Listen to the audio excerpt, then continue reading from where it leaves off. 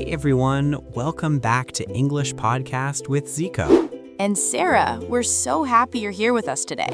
If you want to improve your English without stress or boring lessons, You're in exactly the right place. in this episode, we've got something super practical for your everyday English. So put on your headphones, relax. And let's get started.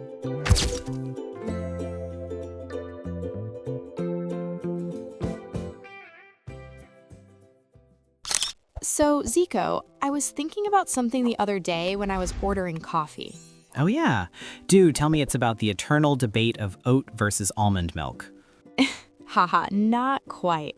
It was about these two tiny little words that cause so much confusion for English learners: get and take. Oh man, that's a big one. They seem so simple, but they're everywhere and they do completely different things depending on the situation.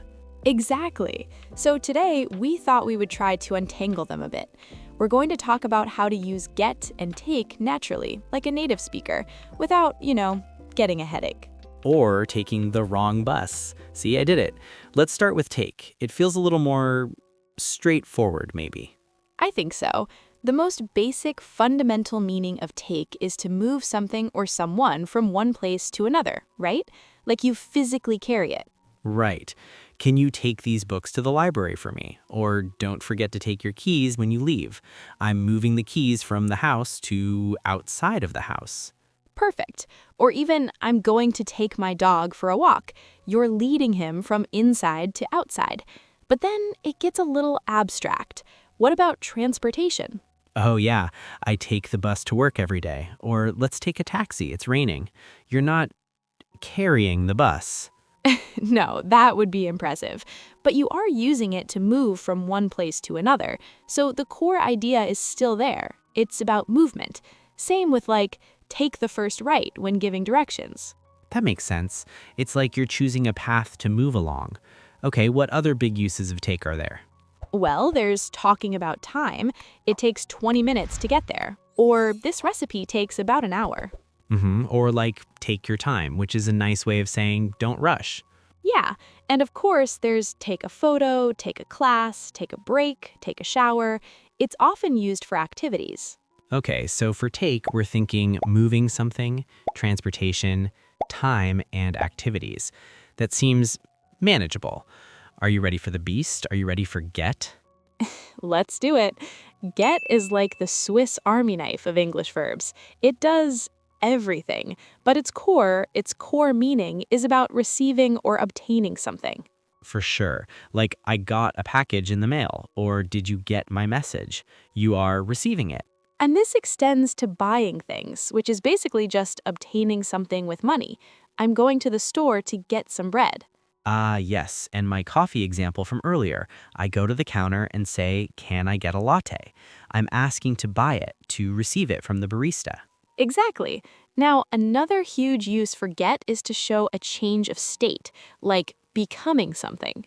Oh yeah, it's getting late. It wasn't late before, but now it is becoming late. Or I'm getting tired. Yes, that's a massive one.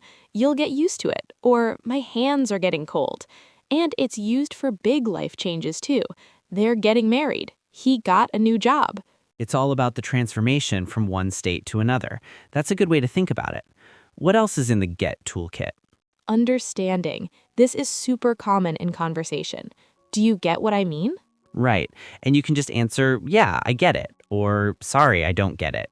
It's way more natural than saying, I don't understand sometimes. Totally. And finally, the last big one is arriving. What time did you get home last night? Or text me when you get there. Okay, wow. So for get, we have receive or buy, become or change, understand, and arrive. That's a lot. It is. And that's not even counting all the phrasal verbs, which is a whole other episode. But I think the real confusion happens when they seem like they could overlap. Like the coffee thing. If I said, can I take a latte instead of get a latte, what would that mean? It would be a little strange. The barista might understand, but take would imply that the lattes are just sitting there, already made, and you're just picking one up to move it with you, like take a pamphlet from a stand. Ah, okay. So get is for the transaction, the process of receiving it from someone. Take is for when it's already available for you to just grab and go. You got it. See, you get it. It's subtle, but that's the natural distinction.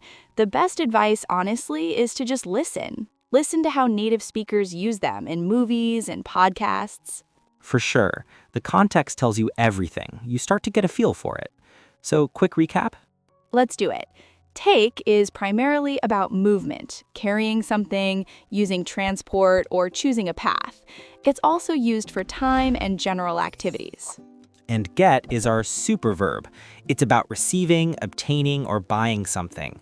It's also for becoming something different, for understanding, and for arriving. Whew, I think we've taken a good look at that. Hopefully our listeners are getting it.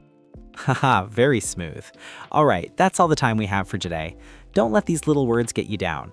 The more you listen and practice, the easier it gets. Thanks so much for tuning in to English Podcast with Ziko. Click the playlist and let's continue this journey together. Keep practicing. And we'll catch you in the next one. Bye for now.